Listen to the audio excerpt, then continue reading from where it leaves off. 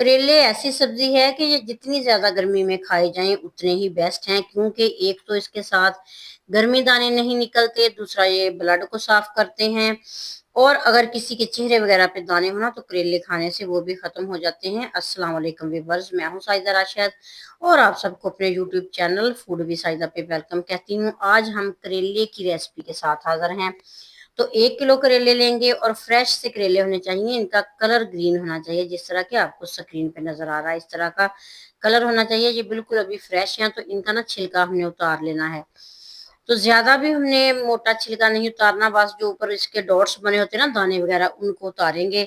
इस तरीके से हमने करेले छील लेने हैं और इनका छिलका रिमूव कर देना है। तो इनके अंदर जो बीज होते हैं ना, इस तरह कट लगा के उसको भी निकाल देंगे, बीज सारे निकाल देंगे। हाथ से नहीं निकालेंगे, किसी चम्मच या छुरी से निकालेंगे, ताकि वो नाखून वगैरह में ना लगने ना पाए, फिर वो जलन होती है करेले के छिलकों से और बीजों से। तो इस तरीके से हमने बीज निकाल लेने हैं। बीज निकालने के बाद सारे करेले साफ हो जाएंगे, फिर इनकी कटिंग करेंगे। तो आप करेले की कटिंग किसी भी शेप की कर सकते हैं, इसमें कोई मसला नहीं है। आप चकोर भी कट कर सकते हैं। तो मैंने इसको रिंग की शेप का काट लेना है इस तरीके से। माशाल्लाह से 1 किलो करेले और इसमें मैंने आधा किलो चिकन डालना है। तो चिकन और करेले की ये रेसिपी आपको इतनी मजे की और इतनी पसंद आएगी कि ना आप इस तरीके से बार बार ये वाली रेसिपी बनाना पसंद करेंगे। अगर आपके घर में बच्चे करेला नहीं खाते तो इस तरीके से आप करेले बनाएंगे ना तो कड़वे भी नहीं ज्यादा बनेंगे और मजे के बनेंगे ना, तो बच्चे शौक से खा जाएंगे। तो नमक लगा के हमने इनको ना तकरीबन 20 मिनट तक के लिए रखना है, ज्यादा देर नहीं रखेंगे। अब एक टोकरी में डाल के ना इस तरह रख देंगे, ताकि इसके अंदर जो पानी है ना वो निकल सके। कड़वा पानी जब निकल जाएगा ना फिर इनको धोएंगे। ये देखिए इस तरीके से निचोड़ के ना फिर इनको धोना है। तो अच्छे तरीके से धोने के बाद हमने एक जालीदार कपड़े में डाल के इनको निचोड़ लेना है। अच्छे तरीके से पकड़ के दबा के निचोड़ देंगे, ताकि कड़वा पानी जो है ना वो निकल जाए। अब घी गरम करेंगे और करेले इसमें डाल देंगे। तो करेलों को हमने इतना पकाना है कि इनका ना कलर हल्का सा गोल्डन सा हो जाए और इनके अंदर जो पानी वगैरह है वो बिल्कुल खुश्क हो जाए। तो कड़क कराती हुई जब आवाज आने लग जाए तो आपको पता चल जाएगा कि करेले कड़क हो चुके हैं। तो फिर हमने इनको ना घी से निकाल लेना है।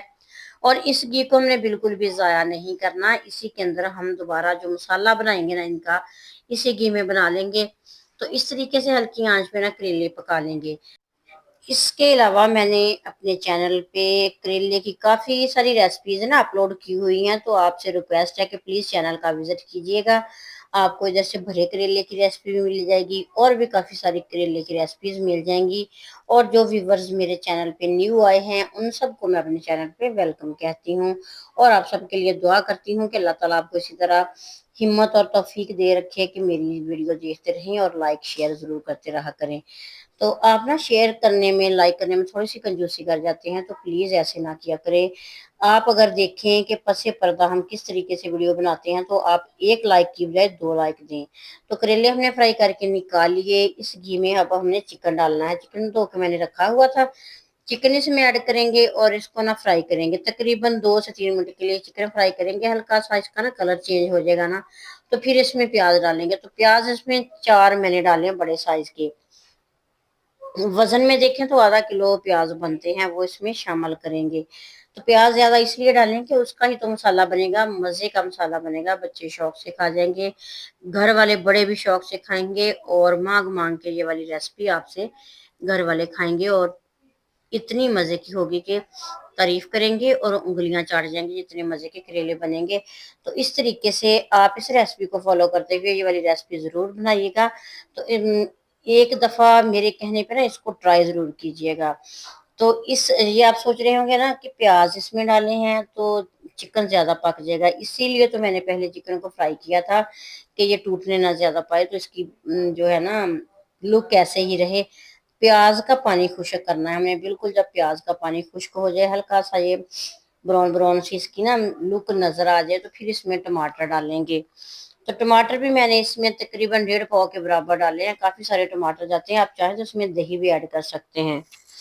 तो टमाटर डाल के पकाएंगे इतना कि टमाटर का पानी खुश्क हो जाए। बस ना टमाटर डालने के बाद 1 या 2 मिनट के लिए ढक्कन जरूर लगाएंगे, क्योंकि ये थोड़ा हार्ड है ना टमाटर। तो जब हम इसके ऊपर ढक्कन लगा देंगे तो थोड़ा सॉफ्ट हो जाएगा और जल्दी मसाला बन जाएगा।